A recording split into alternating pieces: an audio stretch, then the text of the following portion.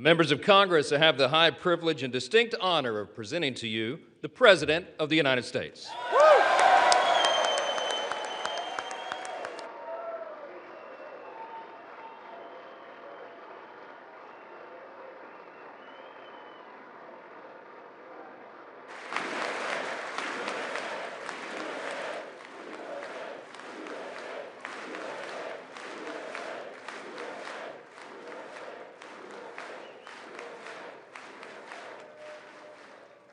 Well, thank you very much, everybody. It's really an honor.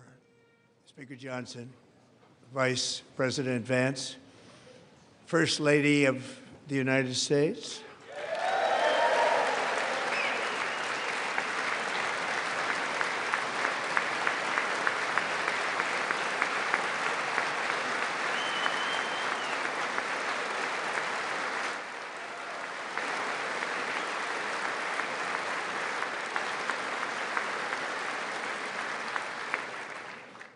Second Lady of the United States,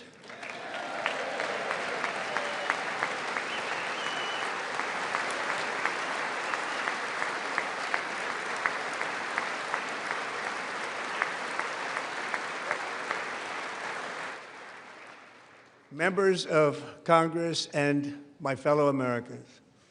Our nation is back, bigger, better, richer, and stronger than ever before.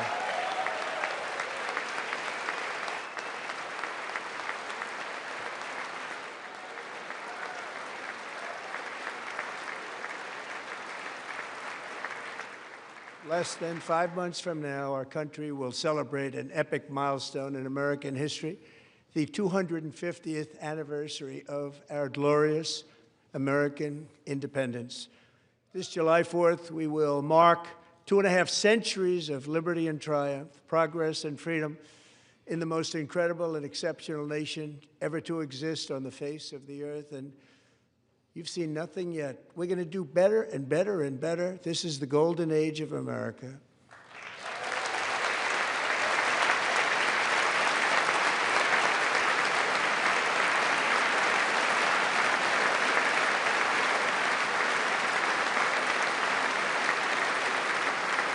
When I last spoke in this chamber 12 months ago, I had just inherited a nation in crisis with a stagnant economy, inflation at record levels, a wide-open border, horrendous recruitment for military and police, rampant crime at home, and wars and chaos all over the world. But tonight, after just 1 year, I can say with dignity and pride that we have achieved a transformation like no one has ever seen before, and a turnaround for the ages. It is indeed a turnaround for the ages.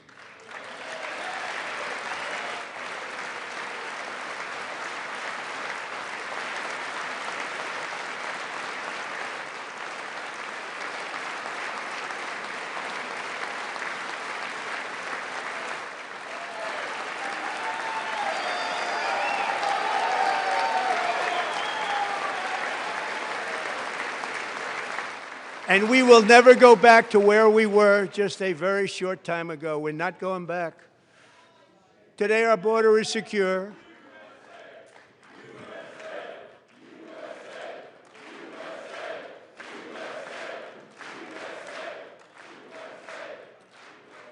Thank you. Today, our border is secure. Our spirit is restored. Inflation is plummeting. Incomes are rising fast. The roaring economy is roaring like never before, and our enemies are scared, our military and police are stacked, and America is respected again, perhaps like never before.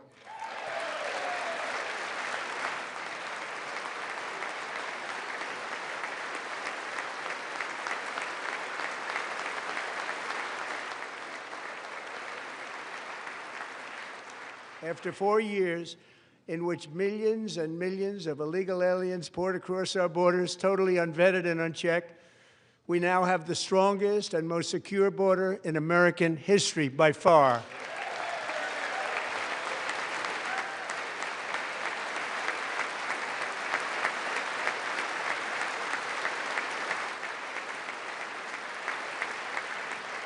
In the past 9 months, 0 illegal aliens have been admitted to the United States.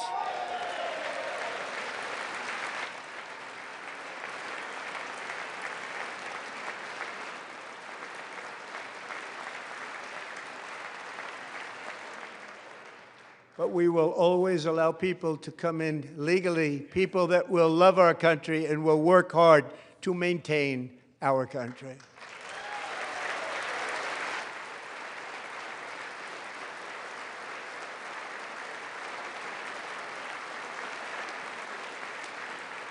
The flow of deadly fentanyl across our border is down by a record 56% in 1 year.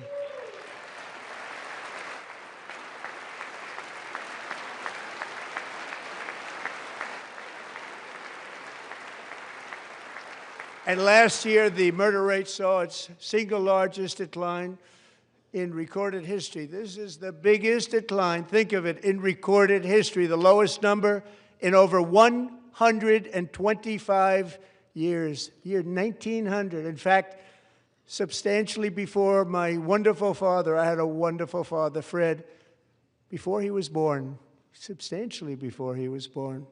That's a long time ago.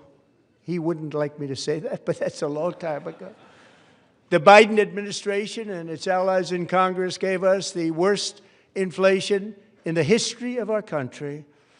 But in 12 months, my administration has driven core inflation down to the lowest level in more than 5 years. And in the last 3 months of 2025, it was down to 1.7%.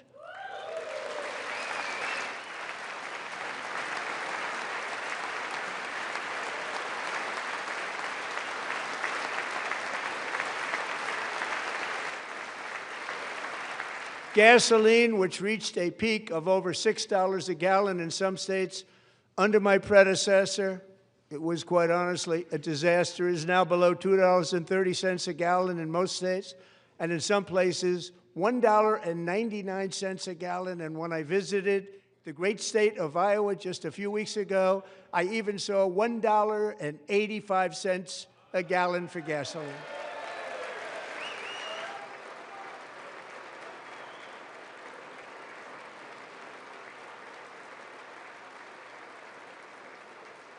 Mortgage rates are the lowest in 4 years and falling fast, and the annual cost of a typical new mortgage is down almost $5,000 just since I took office. 1 year.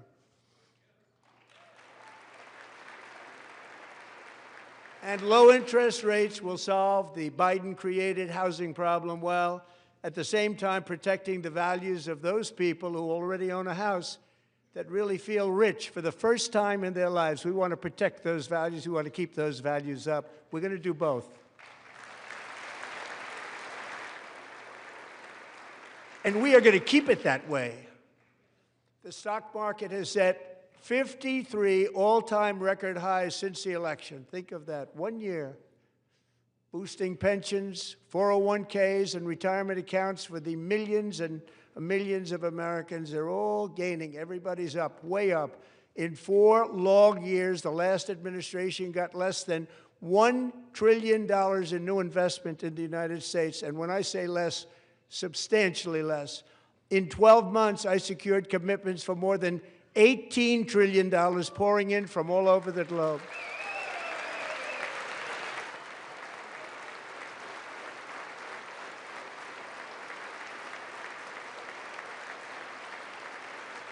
Think of it, much less than $1 trillion for 4 years versus much more than $18 trillion for 1 year. What a difference a president makes.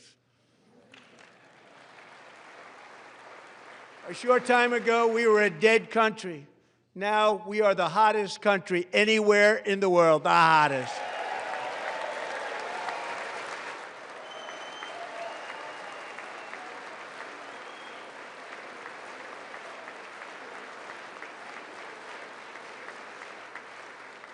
As thousands of new businesses are forming and factories, plants, and laboratories are being built, we have added 70,000 new construction jobs in just a very short period of time. It's getting bigger and bigger and stronger. Nobody can believe what they're watching. American oil production is up by more than 600,000 barrels a day, and we just received from our new friend and partner, Venezuela, more than 80 million barrels of oil.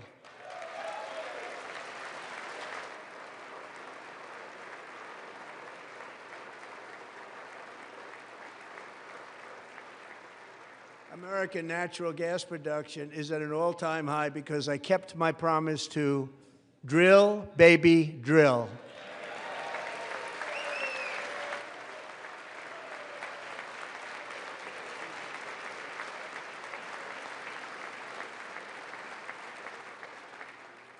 More Americans are working today than at any time in the history of our country. Think about that. Any time in the history of our country, more working today.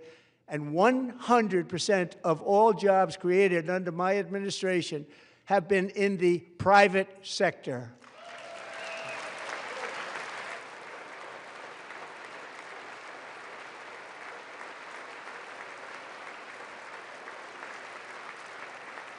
We ended DEI in America.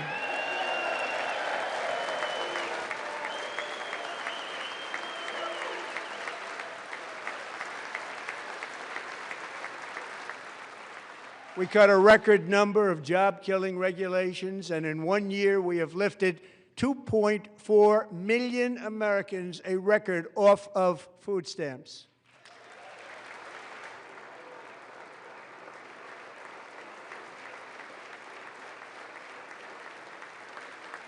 And for all of these reasons, I say tonight, members of Congress, the state of our union is strong.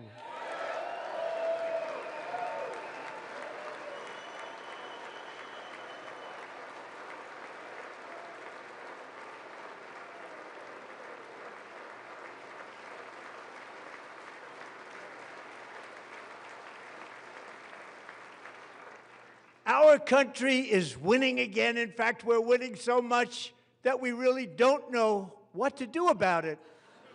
People are asking me, please, please, please, Mr. President, we're winning too much. We can't take it anymore. We're not used to winning in our country. Until you came along, we're just always losing, but now we're winning too much. And I say, no, no, no, you're going to win again. You're going to win big. You're going to win bigger than ever. And to prove that point, here with us tonight is a group of winners who just made the entire nation proud. The men's gold medal Olympic hockey team. Come on in.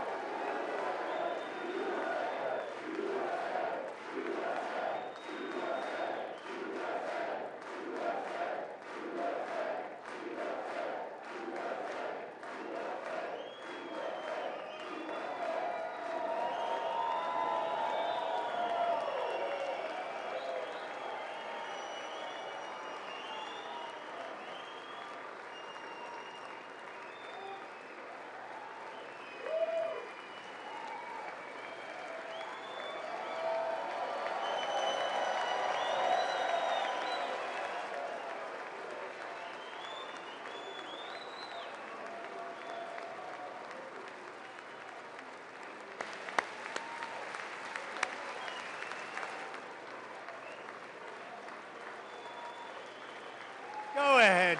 They do.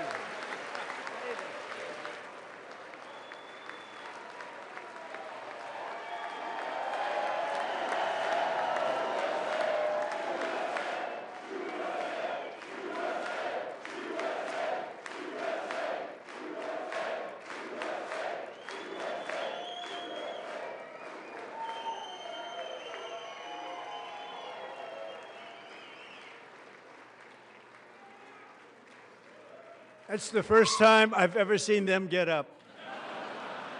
And actually, not all of them did get up. But they beat a fantastic Canadian team in overtime, as everybody saw, as did the American women who will soon be coming to the White House.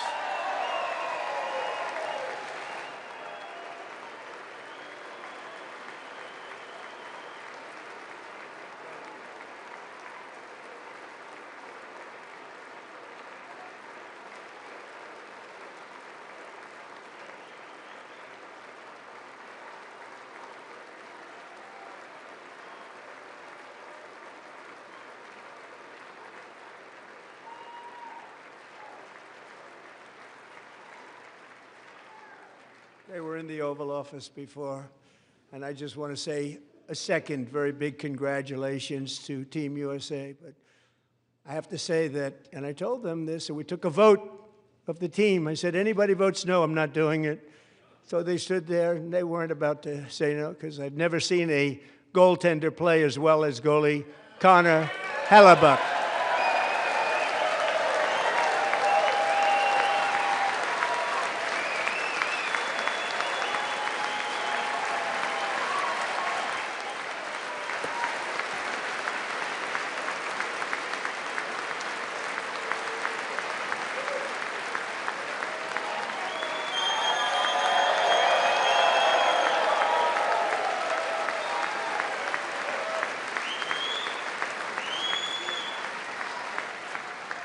Think of it, 46 shots on goal, and I asked him, the one shot, the one where you put your stick in the back and it hit the neck of your stick and bounced off, do you practice that, or was that a little lucky? He refused to answer that question. But I just want to tell you that the members of this great hockey squad will be very happy to hear, based on their vote and my vote, and in this case my vote was more important, that I will soon be presenting Connor with our highest civilian honor, which we will be given and which has been given to many athletes over the years.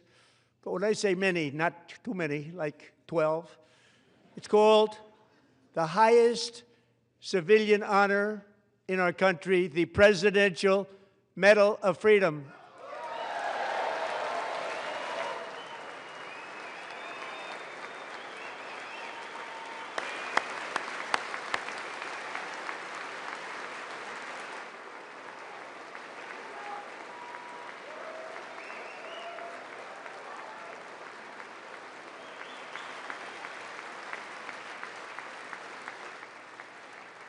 Great athletes have gotten that, very great, the best, and I thought he deserved it. And I did take a vote, every single one of them. I said, I'm not giving it if anybody goes no, and every single one of them rapidly put up their hand. So I want to thank you. What a special job you did. What special champions you are. Thank you very much.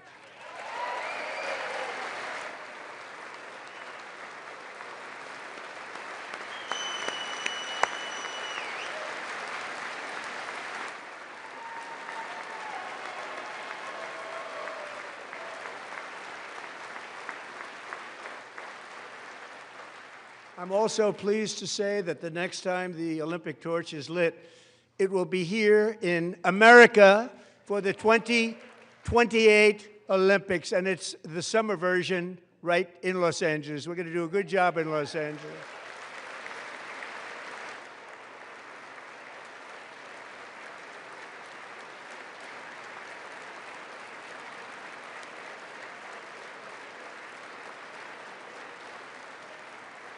And Los Angeles is going to be safe, just like Washington, D.C. is now one of the safest cities in the country.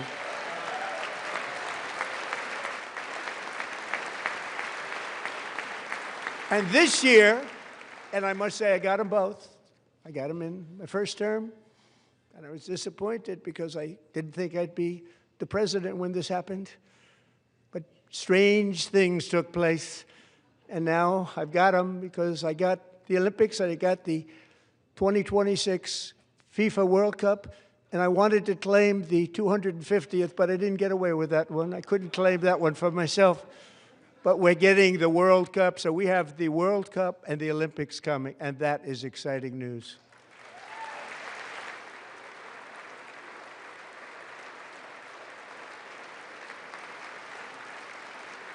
So this will be a year to celebrate our country and the heroes who have kept it free. Men like Buddy Taggart. At age 17, Buddy volunteered to defend America in World War II, serving in the Pacific under the great General Douglas MacArthur. He fought bravely in the famous Battle of Manila, worked so hard. He was badly wounded and almost killed by enemy machine guns in Luzon. And 81 years ago this month, he liberated the largest internment camp in the Philippines, one of the largest anywhere in the world. Buddy earned many honors, including a Purple Heart and a Bronze Star, came home, started a family, and tonight he is in the gallery looking forward to July 4th, 2026, his 100th birthday.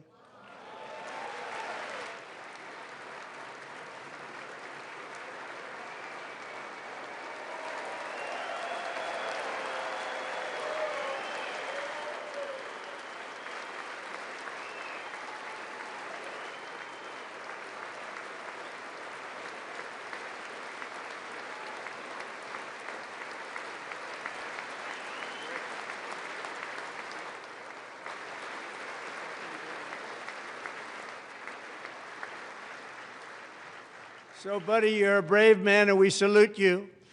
Even in times of challenge, setback, and immense heartache, the spirit of 1776 has always shone through very brightly. It was July 4th of last year when floodwaters tore through a girls' summer camp in Central Texas, one of the worst things I've ever seen. I was there, rising 26 feet in the matter of minutes, tragically claiming many, many lives. You all remember that one.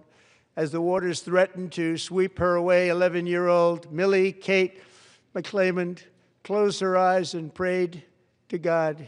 She thought she was going to die. Those prayers were answered when Coast Guard rescue swimmer Scott Ruskin descended from a helicopter above. Nobody knew where he came from. It was Scott's first ever rescue mission, a young guy, but very brave, very, very top, always top in his class. And he lifted not just Millie Kate, but 164 others to safety.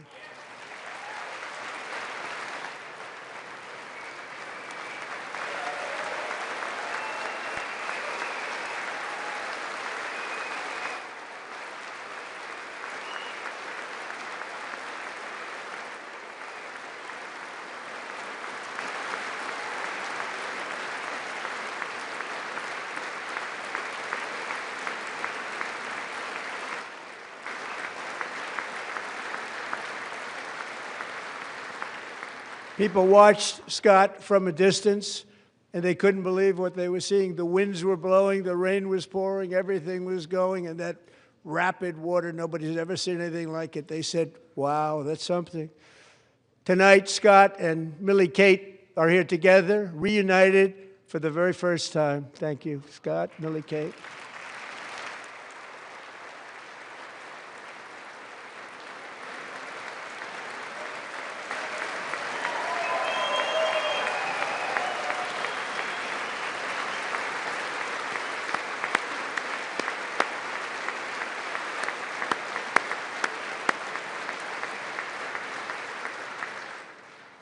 And Petty Officer Ruskin, I'm pleased to inform you that I am now awarding you the Legion of Merit for extraordinary heroism, which is what it was, extraordinary heroism. Thank you.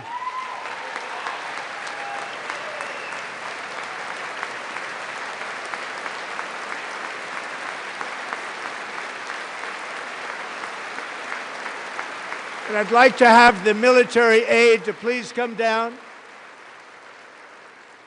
and take care of the service. Military aide, thank you very much. Take care of that very important service. Thank you very much.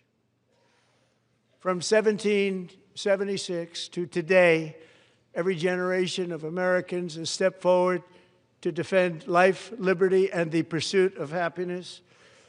And they're really doing it for the next generation. But now it's our turn. Together we're building a nation where every child has the chance to reach higher and go further, where government answers to the people, not the powerful, and where the interests of hardworking American citizens are always our first and ultimate concern. That is the debt we owe to the heroes who came before us, and that is the promise we must keep to America for our 250th year. Last year, I urged this Congress to begin the mission by passing the largest tax cuts in American history, and our Republican majorities delivered so beautifully. Thank you, Republicans.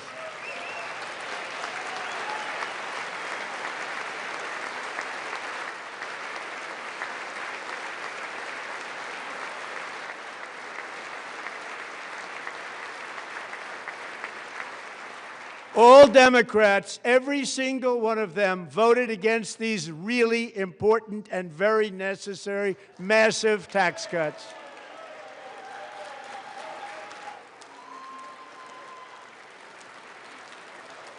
They wanted large-scale tax increases to hurt the people instead. But we held strong, and with the great, big, beautiful bill, we gave you no tax on tips, no tax on overtime, and no tax on Social Security for our great seniors.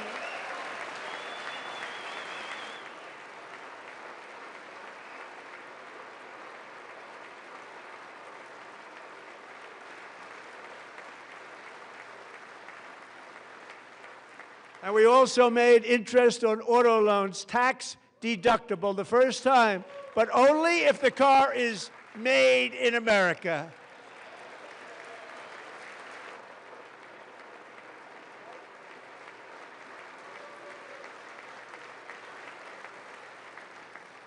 Recently in Pennsylvania, I met Megan Hemhauser, a devoted mom who's homeschools her children, beautiful, 2 children, during the day while waiting tables at night as her husband works overtime operating very heavy equipment.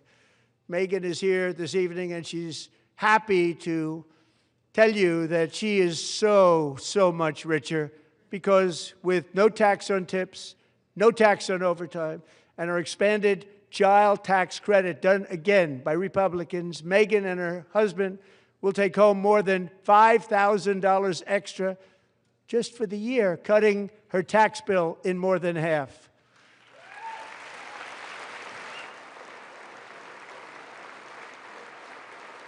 Megan, please stand up. We're fighting for you, Megan. Thank you, Megan.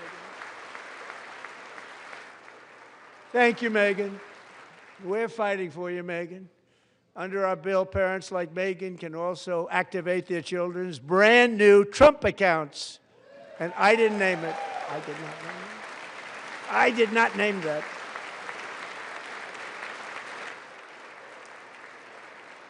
Nobody believes me, but I did not name it. It was named by a very tall man sitting right there in the 3rd row. Nice man, a good man. Tax-free investment accounts for every American child. This is something that's so special and has taken off and gone through the roof. Millions will be pre-funded courtesy of the U.S. Treasury and private individuals like Michael and Susan Dell, who have donated $6.25 billion to fund the Trump accounts for 25 million American children. They're great people.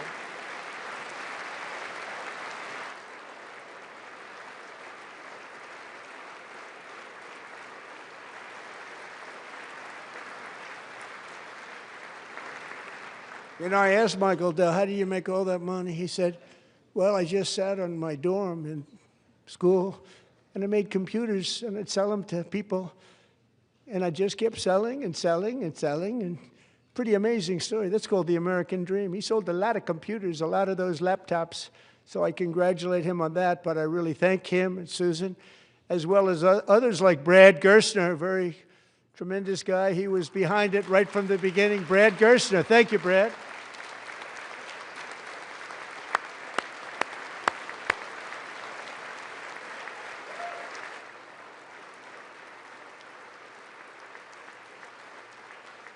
So with modest additional contributions, these young people's accounts could grow to over $100,000 or more by the time they turn 18. Think of it. How much money is that for somebody that started with nothing?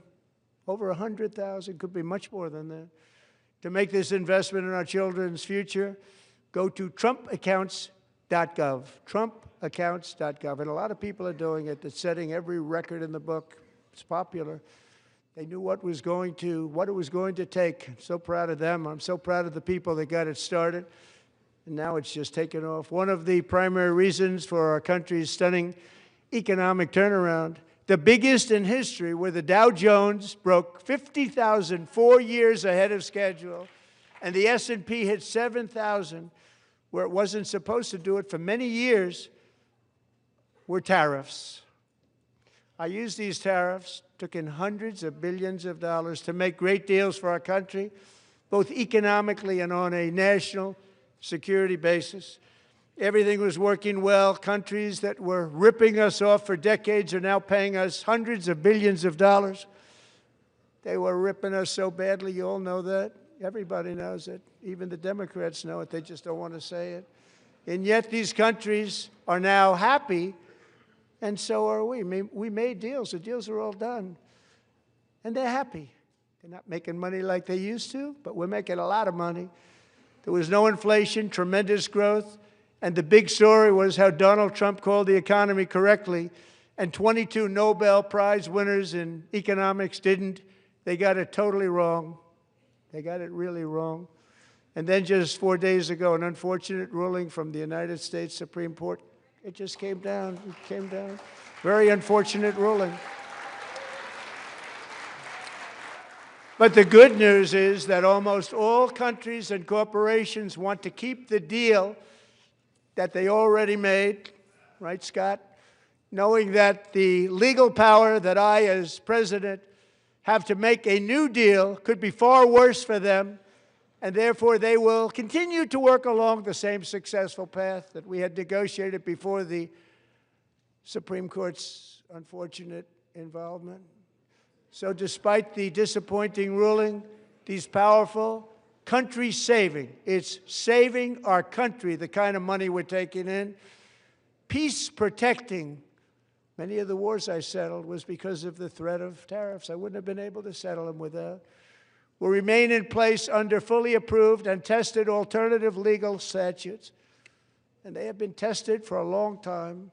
They're a little more complex, but they're actually probably better, leading to a solution that will be even stronger than before. Congressional action will not be necessary. It's already time-tested and approved. And as time goes by, I believe the tariffs paid for by foreign countries will, like in the past, substantially replace the modern-day system of income tax, taking a great financial burden off the people that I love.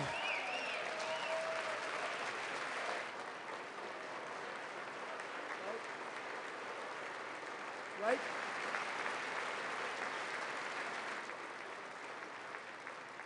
Moving forward, factories, jobs, investment, and trillions of dollars will continue pouring into the United States of America because we finally have a president who puts America first. I put America first. I love America.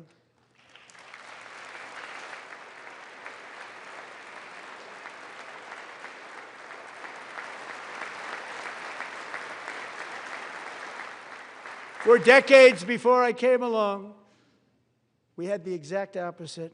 From trade to health care, from energy to immigration, everything was stolen and rigged in order to drain the wealth out of the productive, hardworking people who make our country great, who make our country run. Under Biden and his corrupt partners in Congress and beyond, it reached a breaking point with the Green New scam, open borders for everyone. They poured in by the millions and millions from prisons, from mental institutions. They were murderers, 11,888 murders. They came into our country. You allowed that to happen. And record-setting inflation that cost the typical family $34,000 in just a speck of time. Now the same people in this chamber who voted for those disasters suddenly used the word affordability, a word. They just used it. Somebody gave it to them, knowing full well that they caused and created the increased prices that all of our citizens had to endure. You caused that problem. You caused that problem.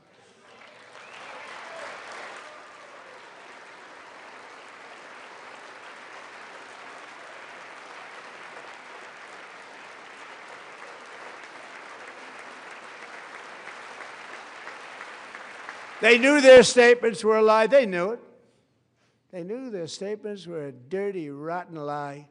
Their policies created the high prices Our policies are rapidly ending them. We are doing really well. Those prices are plummeting downward.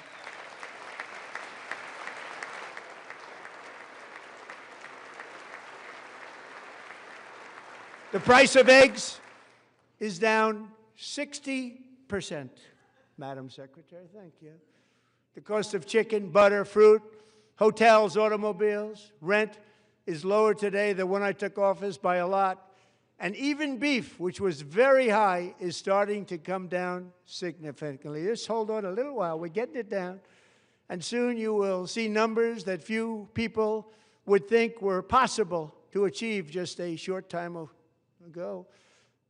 Nobody can believe when they see the kind of numbers, and especially energy, when they see energy going down to numbers like that, they cannot believe it. It's like another big tax cut. I'm also confronting one of the biggest ripoffs of our times, the crushing cost of health care caused by you. Since the passage of the Unaffordable Care Act, sometimes referred to as Obamacare, big insurance companies have gotten rich. It was meant for the insurance companies, not for the people. With our government giving them hundreds and hundreds of billions of dollars a year as their stock prices soared 1,000, 1,200, 1,400, and even 1,700%, like nothing else. That's why I introduced the great health care plan. I want to stop all payments to big insurance companies and instead give that money directly to the people so they can buy their own health care, which will be better health care at a much lower cost.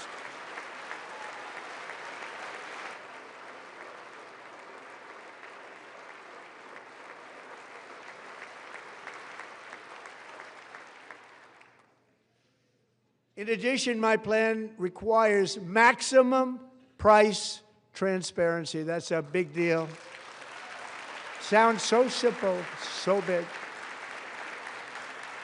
And I did that in my first term, and the Democrats immediately terminated it with full knowledge that they were doing a very bad thing for the people. Costs were going to go way up, and that's what happened, and now I'm bringing them way down on health care and everything else.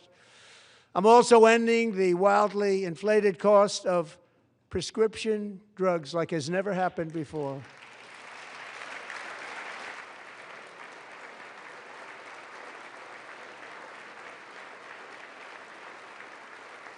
Other presidents tried to do it, but they never could. They tried. Most didn't try, actually. But they tried. They said they tried. They couldn't do it. They didn't even come close. They were all talk and no action, but I got it done. Under my just enacted most favored nation agreements, Americans who have for decades paid by far the highest prices of any nation anywhere in the world for prescription drugs will now pay the lowest price anywhere in the world for drugs. Anywhere, the lowest price.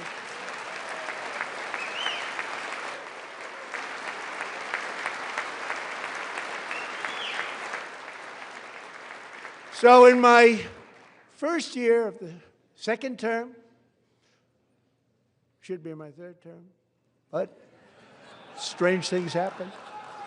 I took prescription drugs, a very big part of health care, from the highest price in the entire world to the lowest. That's a big achievement. The result is price differences of 300, 400, 500, 600% and more, all available right now at a new website called TrumpRx.gov. And I didn't name that one either, by the way.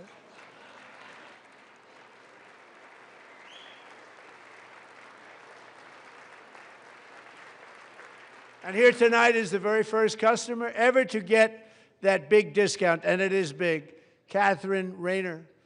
For 5 years, she and her husband have struggled with infertility, and they turned to IVF.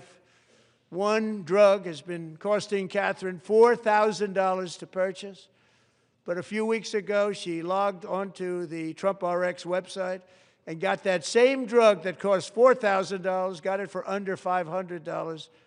A reduction of much more, actually, than $3,500. Catherine, we are all praying for you, and you're going to be a great mom.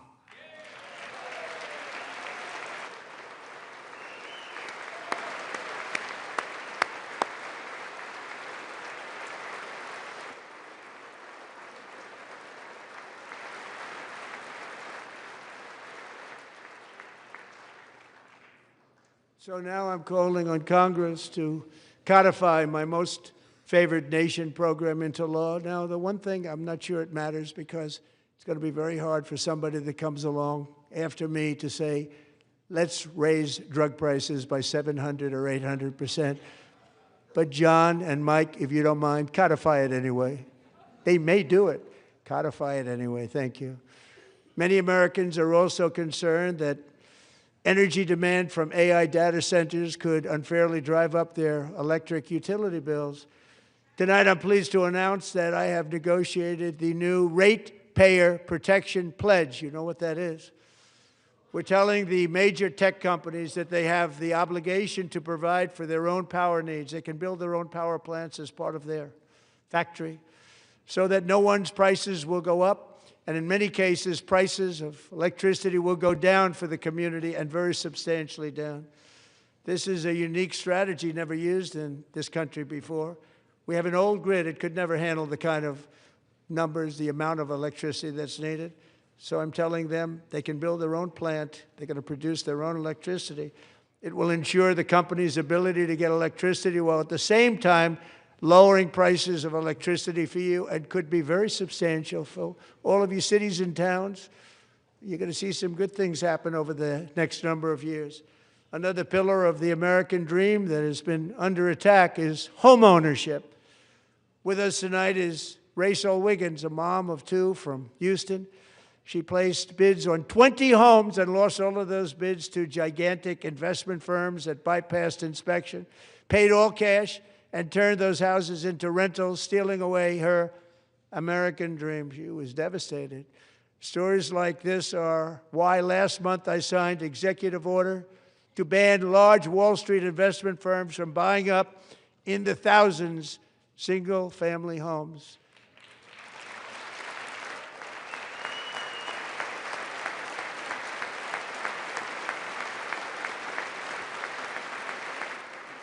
And now I'm asking Congress to make that ban permanent, because homes for people, really, that's what we want. We want homes for people, not for corporations. Corporations are doing just fine. Rachel, thank you very much. Good luck with your home. You'll get one soon.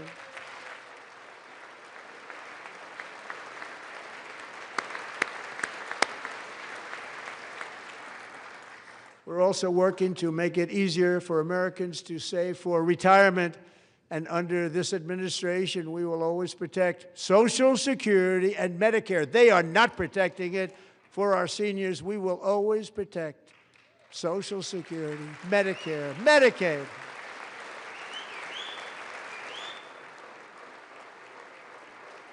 Since I took office, the typical 401k balance is up by at least $30,000.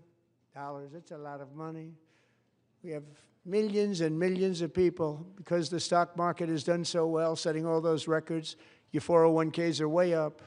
Yet half of all of working Americans still do not have access to a retirement plan with matching contributions from an employer.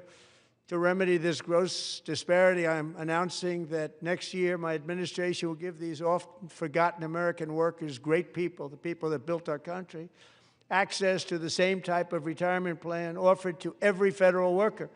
We will match your contribution with up to $1,000 each year.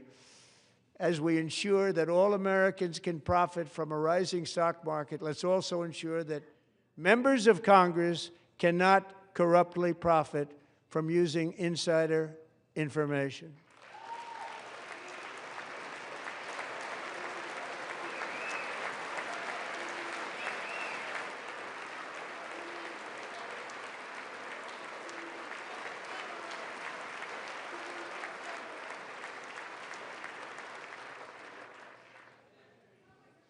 They stood up for that. I can't believe it. I can't believe it. Did Nancy Pelosi stand up if she's here? Doubt it. Pass the Stop Insider Trading Act without delay.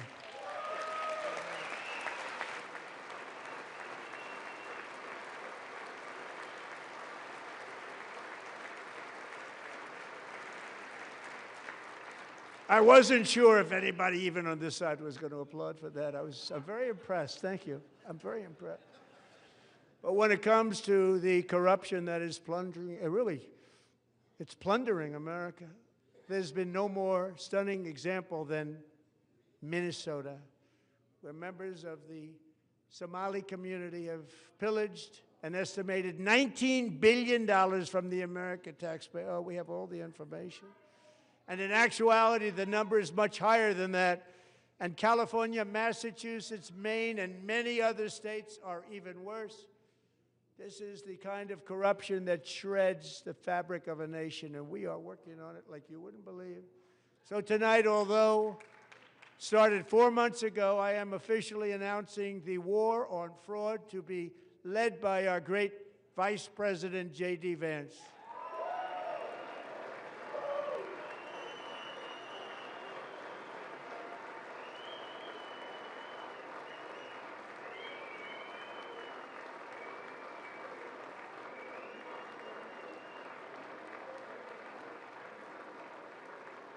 He'll get it done.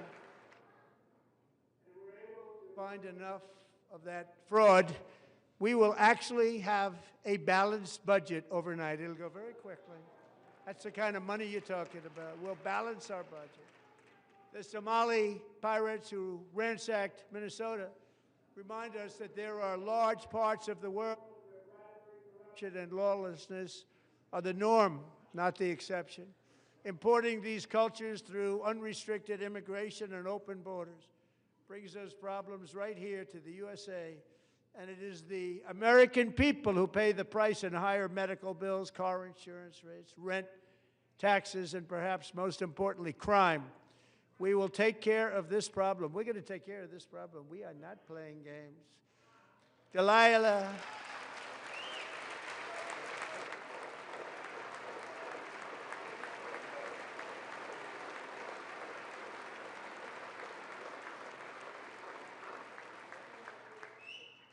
Delilah Coleman was only 5 years old in June 2024 when an 18-wheel tractor trailer plowed into her stopped car traveling at 60 miles an hour or more. The driver was an illegal alien let in by Joe Biden and given a commercial driver's license by open borders politicians in California. Doctors said Delilah would never be able to walk or talk, have a good life.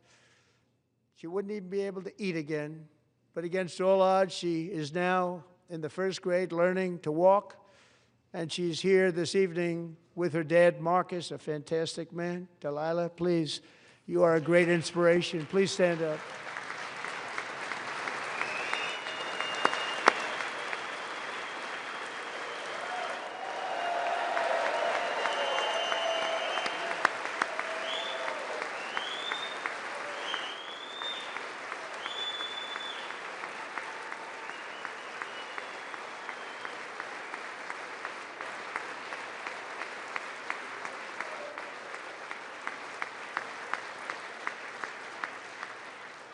Thank you, Delilah.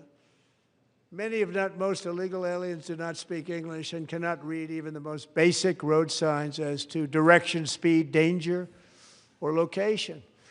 That's why tonight I'm calling on Congress to pass what we will call the Delilah Law, barring any state from granting commercial driver's licenses to illegal aliens.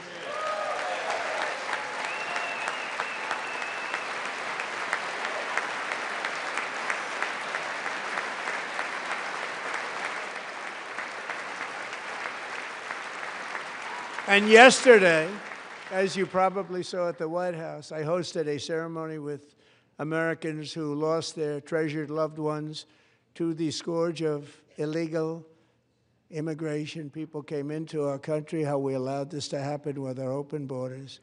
These are the angel moms and families that for decades our government betrayed and our media totally ignored. It was terrible. Hard to believe, actually. In 2023, a 16-year-old high school cheerleader named Elizabeth Medina was supposed to perform in her town's Christmas parade, but she never arrived. Her mother, Jacqueline, went home to look for her, and she found her lying dead in a bathtub bleeding profusely after being stabbed 25 times. Lizbeth's killer was a previously arrested illegal alien who had broken in and brutally extinguished the brightest light in her family's life, violently and viciously.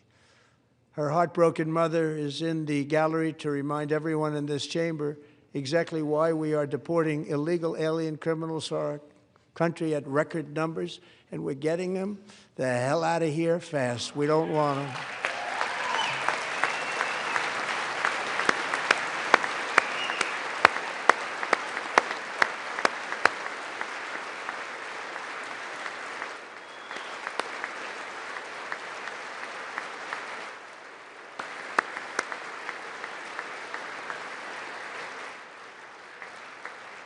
Thank you very much, Jacqueline. Thank you. We can never forget that many in this room not only allowed the border invasion to happen before I got involved, but indeed they would do it all over again if they ever had the chance. If they ever got elected, they would open up those borders to some of the worst criminals anywhere in the world. The only thing standing between Americans and a wide open border right now is President Donald J. Trump and our great Republican patriots in Congress. Thank you. Thank you.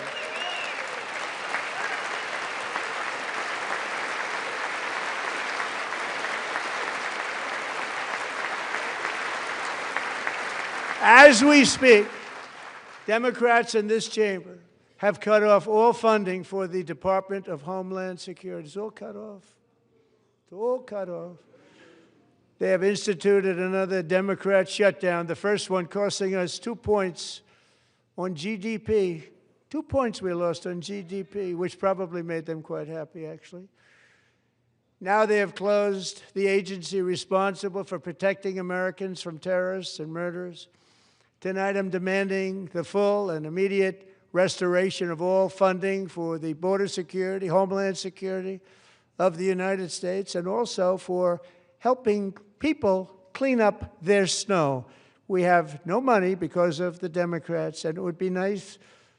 We'd love to give you a hand at cleaning it up, but you gave no money. Nobody's getting paid. It's a shame. So you have to think about it. We have, in case you didn't know, a pretty large snowstorm out there. One of the great things about the State of the Union is how it gives Americans the chance to see clearly what their representatives really believe. So tonight I'm inviting every legislator to join with my administration in reaffirming a fundamental principle. If you agree with this statement, then stand up and show your support. The first duty of the American government is to protect American citizens, not illegal aliens.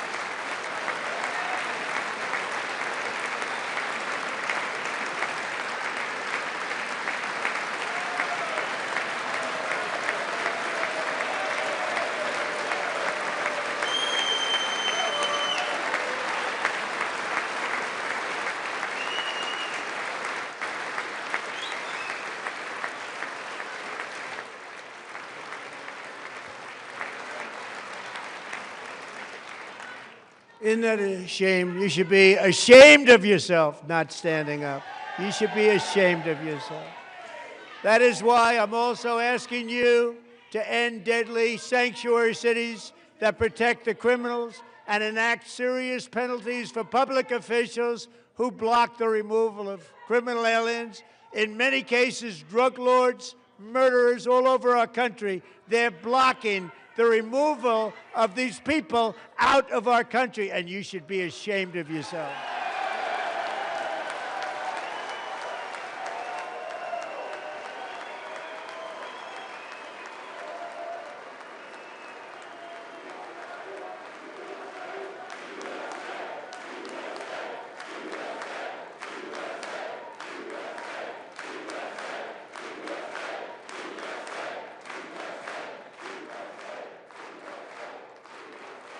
And perhaps most importantly, I'm asking you to approve the Save America Act.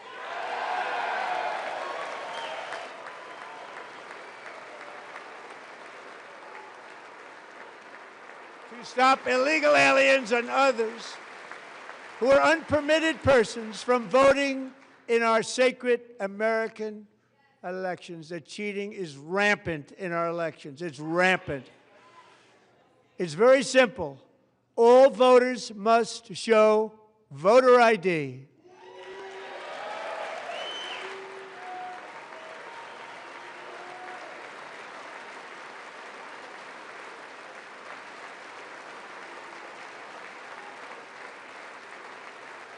All voters must show proof of citizenship in order to vote.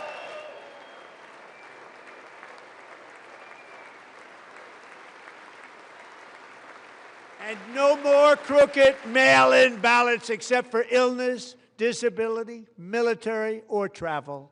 None. And this should be an easy one. And by the way, it's polling at 89%, including Democrats, 89%.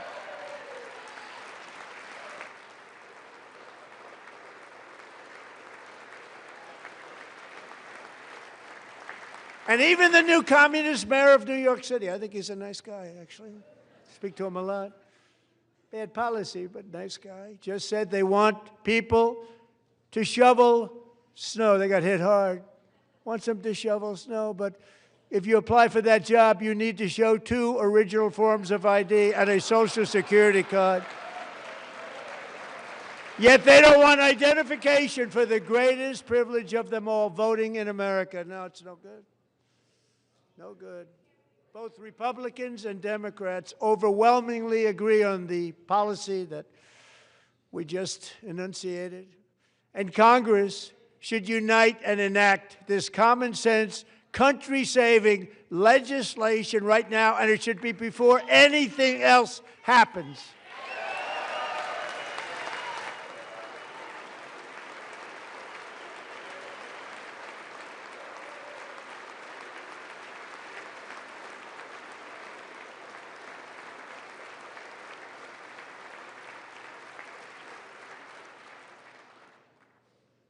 And the reason they don't want to do it, why would anybody not want voter ID? One reason, because they want to cheat. There's only one reason. They make up all excuses. They say it's racist. They come up with things you almost say, what imagination they have. They want to cheat. They have cheated. And their policy is so bad that the only way they can get elected is to cheat. And we're going to stop it. We have to stop it, John.